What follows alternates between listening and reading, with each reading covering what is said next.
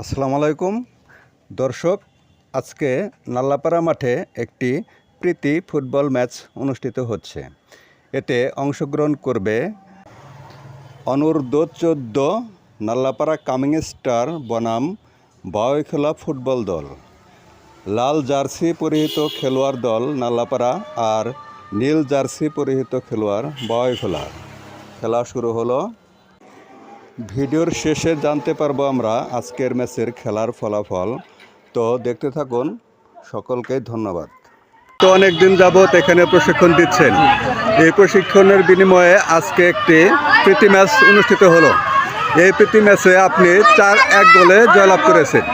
এই বিষয়ে আপনি কিছু বলবেন, কিরকম লাগছে আপনার কাছে? আসলে জয় পরাজয় বিষয় না, এখানে খেলার মুখ্য বিষয় হচ্ছে আমার প্লেয়াররা কতটুকু ডেভেলপ করছে সেটা যাচাই করার জন্য। তাতে মাশাআল্লাহ আমি স্যাটিসফাইড যে আমার প্লেয়াররা যতটুকু প্র্যাকটিস করাইছি তার চেয়েও বেশি উন্নতি হয়েছে আমি মনে করি। আমি আশা করি তারা যদি মাঠে আসে ইনশাল্লাহ আরও উন্নতি হবে যদি আমরা সহজে সাহায্য সুবিধা পাই ইনশাল্লাহ।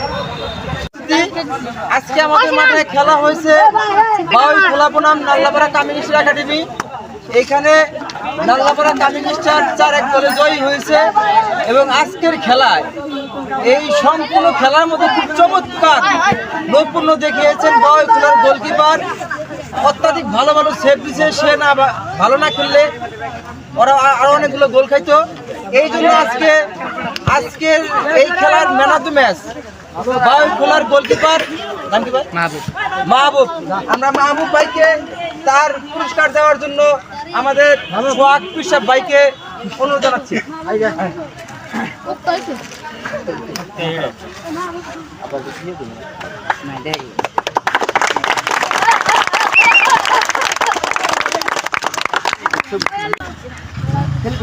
কামিং স্টারের ক্যাপ্টেন বাউইখোলার ক্যাপ্টেনকে রানার্স আপে পুরস্কার তুলে দিচ্ছেন।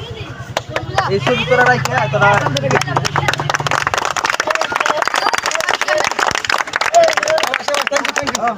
বাউইখোলা বনাম নাল্লাপাড়া কামিং স্টার খেলায় চ্যাম্পিয়ন দল নাল্লাপাড়া কামিং স্টার।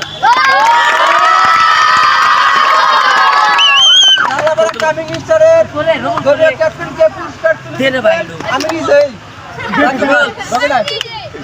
দেখবেন তো মোবাইলটি আমি তুলি তারপর